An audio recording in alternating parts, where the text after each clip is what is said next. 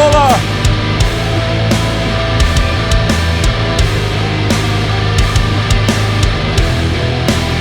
212.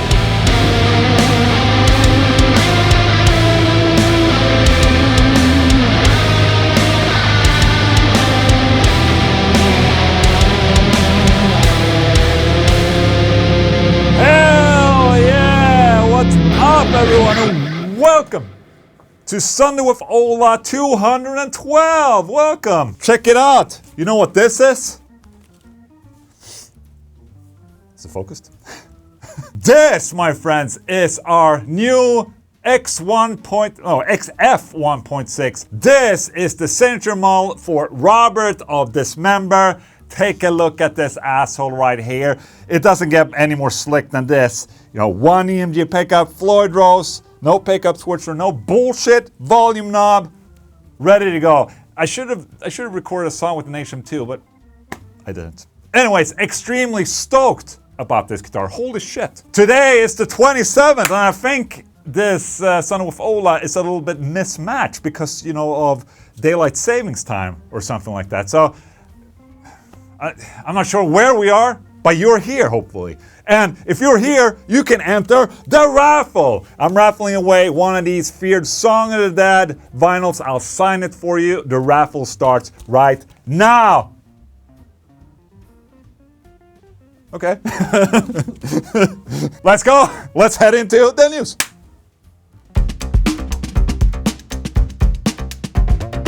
Ex-singer and vocalist of Iron Maiden, Paul Di Anno, passed away this last week at 66 years old. Di Anno's death was reported on his Facebook page by Conquest Music. We extend our deepest condolences to Di Anno's friends and family at this time. On behalf of his family, Conquest Music are sad to confirm the death of Paul Andrews, professional known as Paul Di Anno. Born in Chingsworth, East London, May 17th, 1958. Paul first came to prominence as lead singer in English heavy metal band Iron Maiden between 1978 and 1981. Since leaving Iron Maiden, Paul Di Anno had a long and eventful recording career with Battlezone and Killers, as well as numerous solo releases and guest appearances.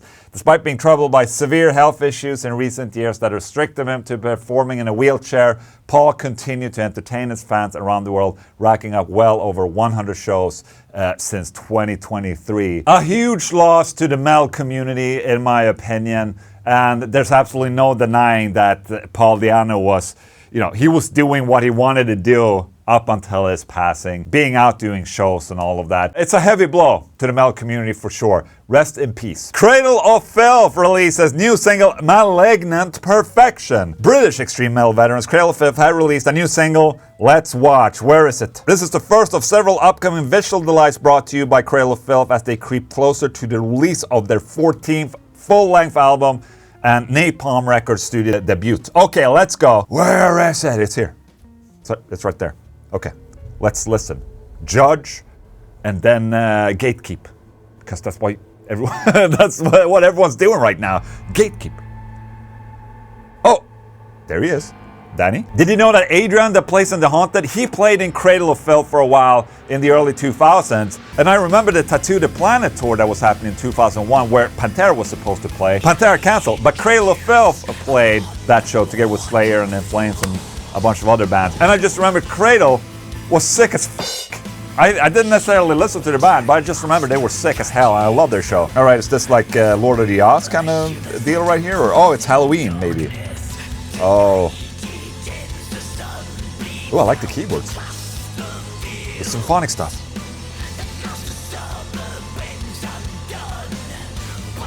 Dude, I like this. Mass Erection? Don't mind if I do. Dude, I like the vibe of this song. Hell yeah, man, dude.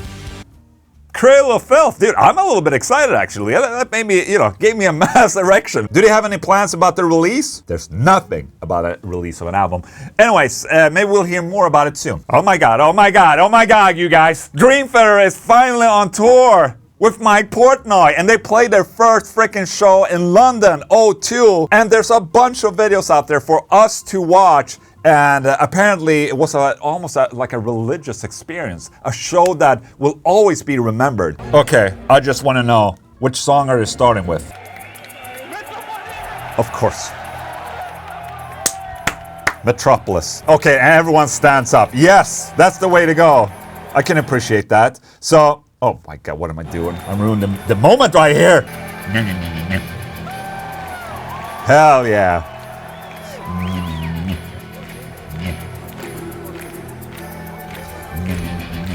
And obviously, you know, Mike Portnoy was the king of making set lists back in the day, and he's back making set lists again. Okay, let's... Hell yeah, that's epic. Yeah!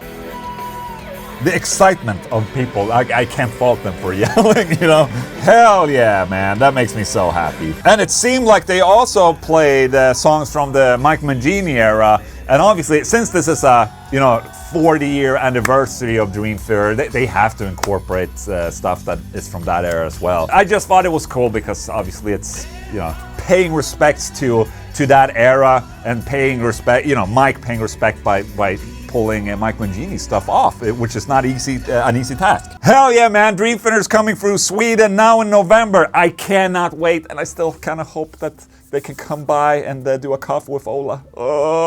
I'm really hoping for that to happen. They did say yes, but I'm still a little bit skeptical because you never know what happens on tours, you know, so... Oh my God, okay, a little bit of drama. Let's go. Then As I Lay Dying canceled their European tour. One venue claims the whole tour is finished. Oh, look at that picture. Oh, look at that nipple. So in the past week, bass player of As I Lay Dying left the band, and now the tour manager, Alex Kendrick, also quit. Issued a statement on Twitter saying, "I no longer work for As I Lay Dying. I do not wish to be asked questions, nor will I answer any. I made lifelong memories that will never be forgotten by my chapter of the book has completed. I wish everyone the best of luck and clear. I'm still rocking with Phil out there." That's a very short statement and, you know, sort of polite statement right there, which probably means that there's some bullshit in the background that we have no idea what it is. And that's why it's being so polite. He's just basically taking the high ground, taking a step outside. The comment about him not answering questions and all of that, it's, yeah, confusing. We have absolutely no idea what's happening in the As I Lay Dying camp right now, but it feels like this is the start of something that we're gonna hear more about in the future. When? If? We'll just have to see. Anyways, guys, that was the news right there.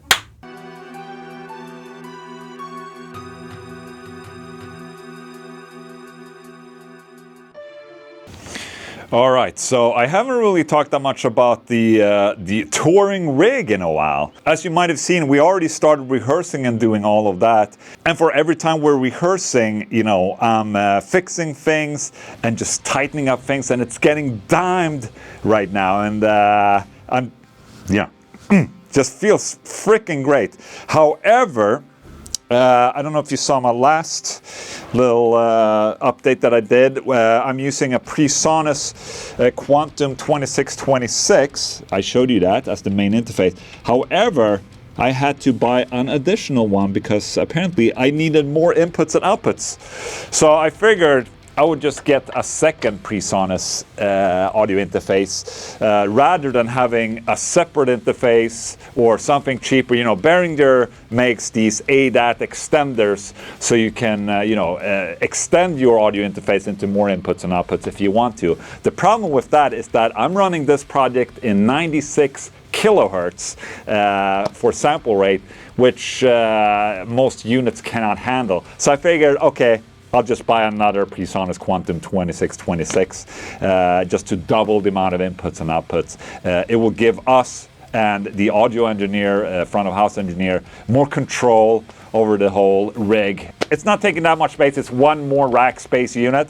And as you can see right here, both of them are connected through Thunderbolt. And the good thing about Logic is that you can migrate devices to make them seem like it's one audio device. That's why it says double quantum right here.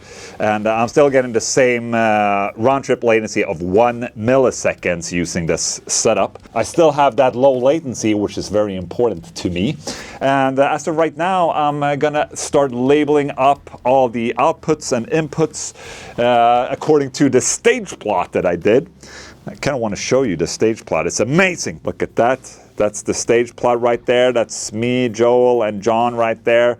And a stage plot is used for and sent to all the venues and to the front of house engineers, just so they know the inputs and the matrix when they need to plug everything in for a show. So as of right now, I'm going to start labeling up all of this and all the different outputs and all that, so you know it's easy to figure yourself out when you're at the show. And then tomorrow we're going to rehearse using this fully migrated rig, and I'm excited as hell. This is just so much fun building all of this up. And the people have been asking me questions about the silent rehearsal thing. Basically what we're doing right here is that everything's run through Logic. Okay, all the guitars, all the bass, all the backing tracks, extras and stuff like that. And then we have the drums going into Logic and my audio interfaces. All the in-ear monitoring and all of that will be handled in Logic. Basically, Logic is the king right now. And without Logic, there will be no show. So now I sort of finally understand, you know, what was it, Falling in Reverse, that had to cancel their gig because they lost their laptops. I'm going to try and figure out a solution for if everything fails, so there will still be a show, you know, an analog show in some way. And obviously for the tour we're using real drums and microphones instead of the digital kit that we're using right here in this room. But the digital kit is really good for us to be able to silently rehearse without breaking our ears. And getting one of these label writers is key for this. Look at it go. It's amazing. Marking shit, man.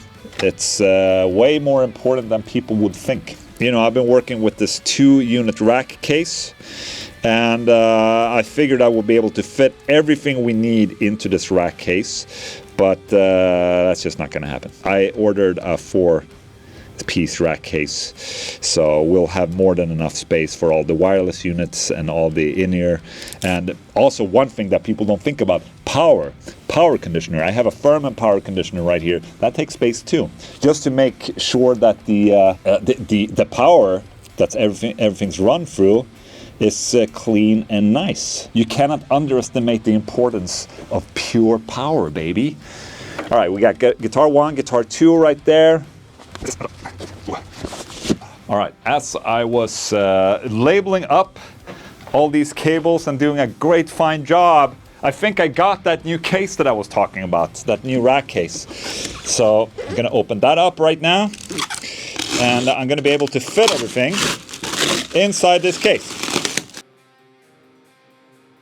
This case was deeper, so I'm gonna have way more space in this. This is one of these SKB roller cases. I'm not sponsored, I purchased this.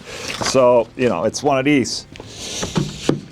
You can do this, and then you can see ya, go to the airport. No, but the thing about these cases is that they have a top on it which is reserved for laptops, or in my, you know, for me, I can fit a laptop up here and good to go, you know? Now that I set everything up, I guess I need to remove everything again, put it into the new rack.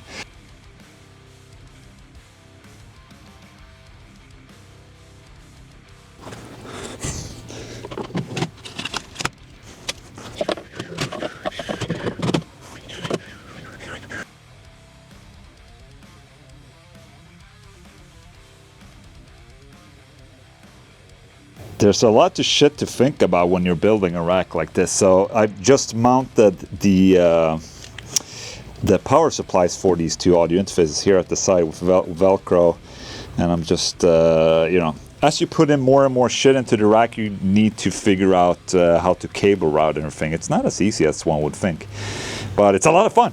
All right, so now I have the two audio interfaces in. This is my in-ear system right there. This is the Furman power conditioner. And basically, that's what I need right now. I have a bunch of wireless units as well for the guitar and the bass that I probably will put on the top right there or at the back somewhere.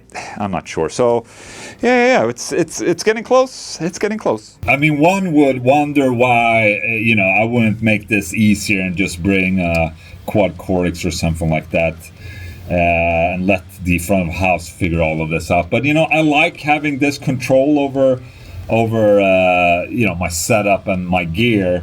And it's also sort of like a test. Will I be able to pull all of this off without problems? So yeah, man, it's a test, and what a test it is.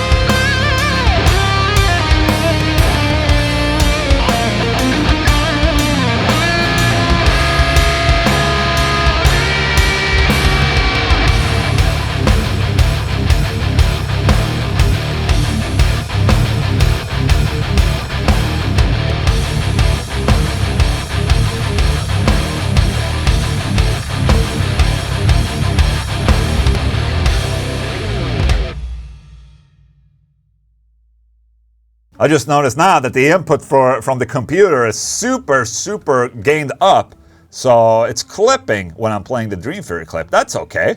It's gonna sound like shit. But you know, that's Son with Ola for you right there. Just throwing curveballs all over the place. Anyways, guys, I want to talk to you about a new business that I'm a part of. And this is a sponsored segment. But at the same time, it's under my flag. You guys know that we print our own merch and much like this, print our own merch, print our own cups, caps, and hoodies and shit like that. You know, we print our own merch in here at this office. The initial idea when we first invested in the printing machine for the t-shirts and the heat presses and all that was that I want those to be working all the time, you know, to print all the time. Old Englund merch might not necessarily cover all the time. We need to fill it out with other stuff as well. That's why we started doing the Haunted, for instance. We print the Haunted merch. But something that has been growing in the background is a thing that we started called Gear for Bands. Well, what is Gear for Bands, you might ask? Well, it's basically gear and merch for you! Oh my god. I'm trying to be salesy here. I'm just trying to explain this as simple as possible. Basically, it's a website where you can go if you have a band or if you have a club or whatever, you know, a society for gaming or something like that. You have a bunch of friends in a Counter-Strike clan or whatever, and you need some low numbers of merch, for instance. You know, merch companies that print t-shirts, they usually have like that you have to order a minimum of 50 t-shirts or something like that. We can accompany low numbers of print. So like if you want 5 or 10 pieces of t-shirts, that's completely fine. So Gear for Bands is a merch on demand thing for you out there and bands. And we have 2 different services. One, print and go, just print and go, place your order, print and deliver, perfect for smaller runs or individual designs. Very easy, simple, you send the design in, we print it, You get it shipped to you, easy, right? The other service is becoming a collaborator. We host your band page and merch on our own site, Gear for Bands. So your fans or your followers or supporters have somewhere to go to purchase your merch, and we print it, deliver it without you even, you don't even have to lift an eyebrow. We're trying to start slow. We have 2 collaborators right now. We have The Haunted and Sornheim. So for instance, if we click Sornheim, great death metal band, you guys. If you haven't checked out Sornheim, you can go here and they basically have their merch up here. You just go in and push a button and buy their merch. So we can probably do this for you as well. If you're a collaborator, we can make your site, you can have it on Gear for Bands, and you can start selling merch. I don't want to take too much of your time.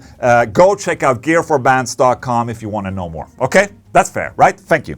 All right, question of the day, where you guys ask me questions and I answer them. This week's question is from Skull Forge. Aloha from Hellola. Got one question. How much do you sleep during the week, and is it different on the weekends? Do you have some kind of daily routine in the morning? Pretty sure you have. Keep it up, dude. Oh, do you guys really care about how I sleep? Maybe not the most interesting topic in the world, but sure, man. I'll tell you about my routines. So throughout my life, I've come to see signs of me, my life, that I'm an artist. But I'm not only an artist, I'm probably also a little bit of an autist, at the autism spectrum, I would say. And with autism, I do have a lot of knowledge about autism. Don't ask me why, but let's say I have a very close family on the autism spectrum. What I wanted to get at this is that for me, routines are extremely important, and routines is what either makes my day or breaks my day. If something goes out of routine, I'm basically fucked. My well-being is just fucking out of the window if something goes the other way. I have to have everything super planned, and I know if I have everything super laid out and planned, that I feel the best, and I'm at my peak when everything goes to plan. It's just a control freak in me. That's just how it is. So my morning routine right now, and it has been for quite some time, is that I actually wake up at 4:45 or 5 a.m. in the morning. You would say like, oh, you fucking rock star. You probably go to bed at like 2 a.m. and you drink whiskey and you sit there like, oh. But I actually go to bed at like 9:30 p.m. with the rest of my family. And I wake up at 4:45 or 5 a.m. in the morning, and the first thing I do is that I take my dog out Pix to go out and throw ball. We take like a half-hour walk. We have a golf course we go to, and I just throw a tennis ball, and she gets to run, and she, it's the happiest moment for her throughout the day. She gets to hunt the ball. I get to get my walk. Walking is good for my back as well. My surgery and the herniated disc and all that. So I start the morning by walking because it gets the blood going and it gets the joints lubed up, if you would say that. I am growing older. You understand more that you need to maintain your body, and your body is it's under full maintenance at all times. So you need to move around. You need to keep up the grind. Otherwise, your body's gonna fall apart. You will realize this as you get plus 40. It's funny, man. At 40, it's like someone flipped the switch and everything just goes to shit. Things start to hurt. You break stuff, and it's like, what the hell happened? I mean, I thought it was just a saying, but it really did happen. So as of right now, for me, doing routines like this is very important. And then after this little walk with Pix, I go home, I make breakfast, eggs, then I start my day. And even though I have one of those jobs where it's very, a lot of sitting down and stuff like that, I keep myself standing. I don't really have that many situations where I need to sit. So, I keep moving around and doing my shit. I'm just trying to move my body a little bit. There's no difference on the weekends. It's the same. I go up at 5, I walk the dog, and that's it. If I break that routine on weekends, it will fuck up the rest of the week, basically. When I'm at home and I have this routine going, that's when I'm the absolute happiest. And then when I go out traveling, it's the worst, basically. So there you go. Hope I answered the question. Thank you. So there you go. That's Sunday with SWOLA212 for you right there. Who won the raffle? Let's go. Let me sign this for you. You beautiful, beautiful winner. Who are you, by the way? What's your name? There it is. I signed it for you right there. Thank you so much. Congratulations. Oh my God, this coming week is like an autumn break for my kids. And also at the end of the week, The Haunted is moving into the studio. Holy shit, man. There's so much shit happening. So much shit that needs to be done. I'm exhausted, but still energized, okay? It's because I wake up 5 a.m. in the morning. I'm very much looking forward to that. We're going into the studio again with The Haunted. It's been more than 7 years since the last album. It's time, baby. It's time. So, with that said, guys, thank you so much for joining in for the Sunday with Ola. Mwah! Thank you so much. And for everyone in the premiere chat, love you guys. I'll see you next Sunday, okay? Goodbye.